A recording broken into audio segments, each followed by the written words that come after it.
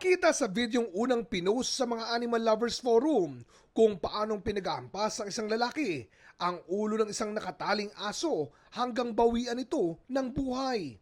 Ikinabahala ng grupong Animal Welfare Investigation Project ang sinapit ng aso sa videong ibinigay nila sa GMA Integrated News. I think it was more for content, and they were trying to mislead kasi yung yung mga nakapanood dahil yung nag-post ng video, yung address niya kunyari is from Tagum, Davao del Norte.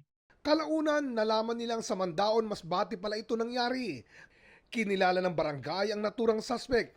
Nakausap namin siya sa pamamagitan ng telepono pero dahil hirap umunong magtagalog, tinulungan na siya ng barangay. Kasi sir, yung aso daw, nangangagat, na umahabol ng mga taong dumadaan. Nung nakaraang taon pa yan, nagsisisi nga siya sa ginawa niya. Kasi hindi naman si sister nakapag-aral ng kaya hindi niya naintindihan yung mata sir sa sa mga hayop. Kaya sabi niya sir, humingi daw siya ng patawad at hindi niya na daw ulitin. Kaugnay ng hinalang for the content ito, giit ni alias Tantan, di niya alam na may nag-video at di niya alam kung sino ang may kuha nito. He was denying at first na hindi niya alam na binibidyohan siya, pero sabi ko nagsisinungaling ka kasi nung pangalawang hataw mo ng aso tumingin ka dun sa nagbibideo, parang sinasabi mo na okay na ba, parang ganun lang sabi ko sa kanya So, hindi ka makaka-escape kasi kitang-kita yung mukha niya doon.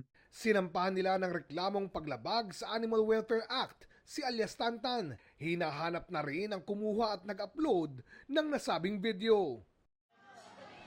Sa Subic naman, na-videohan pa habang duguang naglalakad ang isang aso pero binawian din ang buhay kinalaunan.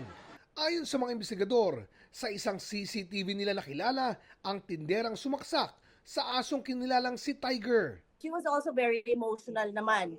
And it is because nga nagnakaw po ng pagkain yung aso. And just that, siguro out of, I don't know, but it doesn't really justify what she did to the dog.